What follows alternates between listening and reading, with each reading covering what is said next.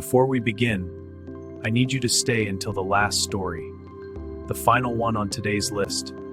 I still have to pause before I read it. The base of a mountain. There is a small shape in the rock and dead grass that shouldn't be moving, hopefully, not sadly, defiantly. The Pokédex's word, not mine. According to the Pokédex, Bagon hurls itself off cliffs. It believes, if it keeps trying, it will one day fly. A trainer found one once, at the base of a cliff. They couldn't leave something with that much intention in it, sitting alone. The first week was loud. It headbutted the walls, the corners, the door. Not in distress, with focus. It never fully trusted the ceiling. Its eyes would catch on windows, on birds, on clouds, always on clouds. It sealed itself away. The silence from inside was the worst part, like the longing had run out of room and turned inward. On a morning in early spring, the shell cracked along the spine, not explosively, slowly, the way something opens when it is finally ready. The wings came through membrane first. Enormous, dark, real in a way that made everything else look temporary. It didn't roar, didn't perform, it breathed. One long exhale, like a creature releasing something it had been holding since the day it was born. It looked at the trainer, not with triumph, not with joy, with something quieter than both, relief. There is a particular kind of quiet that follows an Altaria. Not silence, something more deliberate than silence. The kind that has weight in it. It came down in a city, alone, separated from everything it knew, wings heavy with rain, nothing like it was supposed to be. And then it began to sing, quietly, not for anyone, the way a person hums when the silence is too much and the noise is too much.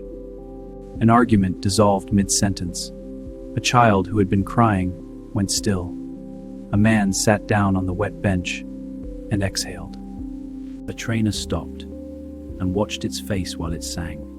Not joyful, not performing, just doing the thing it was built to do. They brought it home, dried its wings, watched it accept care, slowly, the way a creature accepts warmth when it has never thought warmth was for it.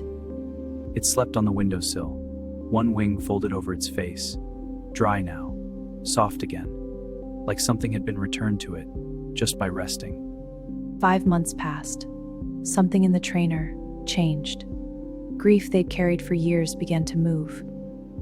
They slept without fighting the dark. And then they understood. The song was never decoration. Altaria had been absorbing every day, taking weight from the air and putting it somewhere else. They asked it, out loud, to let them carry some of it back.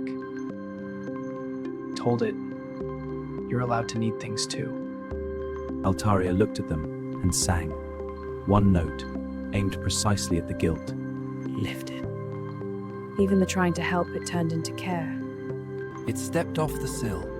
Its wings were white again. And it rose, and the clouds took it so completely, like it had never been separate from them. Of all the stories in today's video, this is the one I had to sit with longest before I could write it. Because the hard part isn't what you think. You think the hard part is the moment. The door. The empty space. The place on the floor where something used to sleep. The trainer understood their mistake, standing in the empty yard. The wings were never a destination, and the direction was away. The fence was still standing, the platform still there, everything the trainer had built, still there, just nothing in it. The Altaria trainer went back over 7 months, looking for the moment they should have seen it coming. They couldn't find it. That was the cruelest part. One white feather on the windowsill, that was all. Lighter than anything it had carried. softer than anything that had ever stayed. The love was real, the bond was real. And none of that, not one moment of it, was ever a reason to stay. You can be the reason something heals, and still not be the place it heals toward. You can love something completely, and still be smaller than what it was made for. You were enough. You were always enough. You were just never going to be sufficient. Just breathe for a second. If this one landed somewhere real, drop a dragon in the comments. I read every single one. Subscribe. I'll be here. I need to tell you something before we move forward. What I just described, the love that frees, that was the version I believed was the whole story. It wasn't. Go back to the Pokédex. Not the Bagon entry. The Salamence entry. The one that comes after the wings. It rampages out of control, the Pokédex's words. Now ask yourself, why does a creature that finally got everything it always wanted still rage? Because Salamence was not built by its dream. It was built by the reaching. And when the dream arrived, the reaching didn't stop. It had nowhere to go. The wings didn't heal it. The longing did. And now, with nowhere left to long toward, the longing became the only thing it still knew how to be. Go back further. Before Altaria, before the song, Swablu, born cleaning things. Worth tied, from the very first day, to fixing what was broken in others. It was not a choice. It is what happens when a role is handed to you before you can refuse it. Altaria didn't learn this. It arrived this way. Somewhere tonight there is an Altaria on a ledge in rain, wings matted, because it genuinely doesn't know any other way to exist near pain. They left, both of them, and going didn't cure them. It just moved them somewhere you can't see them anymore. Going was just the last thing you got to witness. Tell me, which story has hit you hardest so far? Just drop the name in the comments. Salamence, Altaria. I want to know, because what's coming in the final chapter might completely change your answer. Some stories don't end. They just stop needing to be told.